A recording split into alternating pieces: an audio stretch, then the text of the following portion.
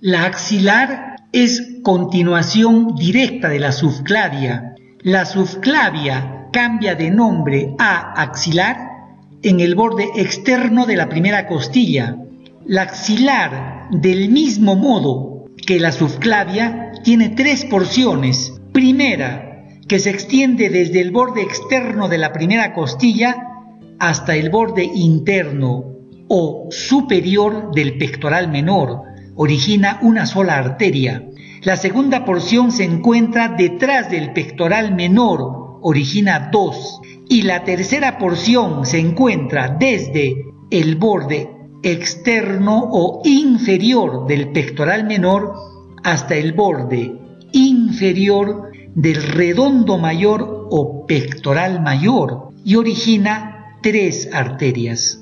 La primera porción de la axilar origina la arteria torácica superior o suprema, es pequeña, irriga el primer y segundo espacios intercostales anteriores. De la segunda porción de la axilar se originan 2 arterias, la acromiotorácica y la mamaria externa. La acromiotorácica, llamada también tóracoacromial, atraviesa la aponeurosis clavipectoral y origina 4 ramas: clavicular, que se dirige hacia adentro hasta la articulación esternoclavicular; pectoral, que se dirige hacia abajo en compañía del nervio del pectoral mayor; deltoidea, que se dirige al surco deltopectoral en compañía de la vena cefálica; y la cuarta rama es la acromial, que generalmente se origina de la deltoidea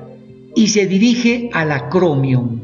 La mamaria externa, torácica lateral o torácica inferior, desciende paralela al borde inferior del pectoral menor, llega hasta el 6º o 7º espacios intercostales anteriores y en las damas origina las arterias mamarias externas o laterales. La tercera porción de la arteria axilar origina 3 arterias: escapular inferior y circunflejas humerales anterior y posterior. La escapular inferior, llamada también subescapular, es la rama de mayor diámetro del axilar. Cuando llega al borde externo de la escápula, se divide en 2 arterias: circunfleja escapular y torácica. La circunfleja escapular hace un cayado y se dirige a la cara posterior de la escápula, atraviesa el triángulo homotricipital o espacio axilar medial. La torácica continúa la dirección del escapular inferior y se acompaña del nervio tóraco-dorsal o del dorsal ancho. Las circunflejas humerales pueden nacer separadas o de un solo tronco, y ambas transcurren por el cuello quirúrgico del húmero, la circunfleja humeral anterior más delgada por delante y la circunfleja humeral posterior de mayor diámetro por atrás, en compañía la circunfleja humeral posterior del nervio circunflejo. Circunfleja humeral posterior y nervio circunflejo atraviesan el cuadrilátero húmero-tricipital o espacio axilar lateral. Hemos descrito 6 ramas de la arteria axilar, que es la forma más frecuente de división de la axilar, pero durante la disección vamos a observar que podemos encontrar entre 5 y 11 arterias derivadas directamente de la axilar.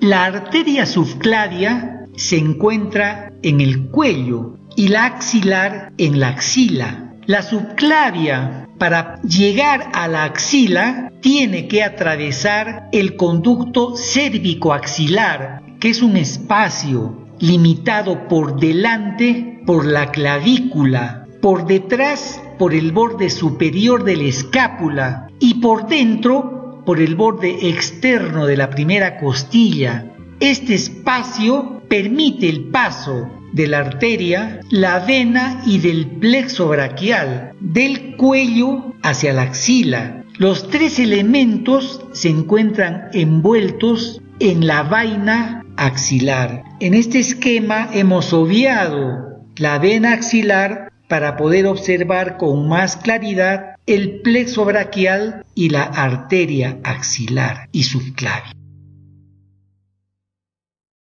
La segunda porción de la arteria axilar tiene relaciones muy importantes en la axila. Por dentro de la arteria se encuentra la vena axilar, por fuera el fascículo lateral y por dentro el fascículo medial. El fascículo lateral origina la cabeza externa del mediano y el medial la cabeza interna. Ambos forman el nervio mediano delante de la arteria.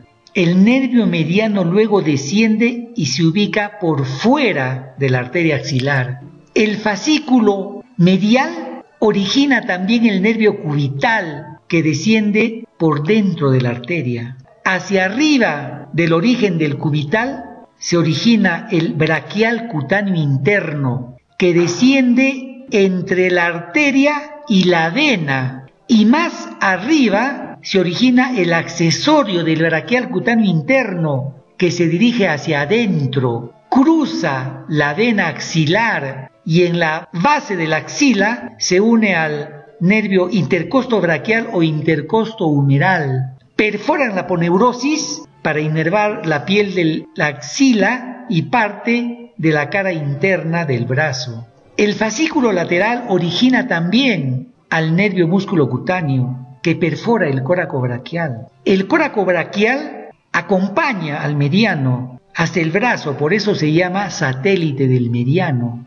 Y en la cara posterior de la arteria axilar se encuentra el fascículo posterior, que como sabemos origina hacia afuera el circunflejo. Y el resto del fascículo posterior que continúa detrás de la arteria es el nervio radial, que en el brazo se dirige hacia afuera al canal de torsión. La arteria circunfleja escapular pasa de la cara anterior a la posterior de la escápula, atravesando el triángulo homotricipital o espacio axilar medial, que tiene los siguientes límites. Por arriba, el borde inferior del redondo menor y subescapular. Por abajo, el borde superior del redondo mayor. Y por fuera, el borde interno del tríceps largo.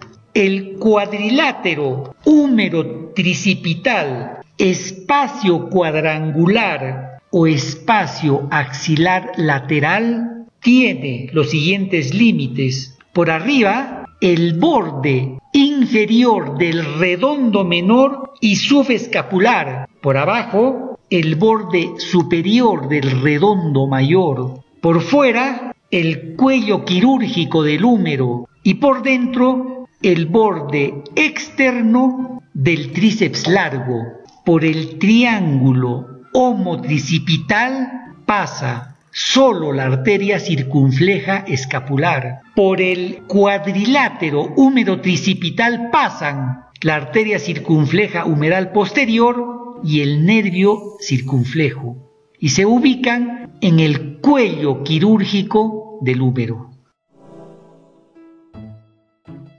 La arteria circunfleja escapular se anastomosa en la fosa infraespinosa de la cara posterior de la escápula con ramas de la escapular posterior y supraescapular.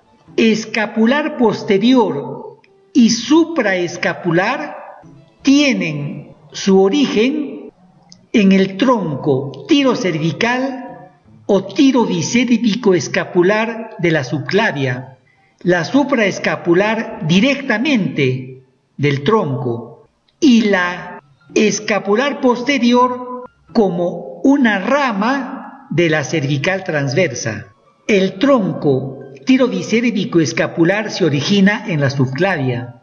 La circunfleja escapular se origina en la escapular inferior, que es una rama de la axilar.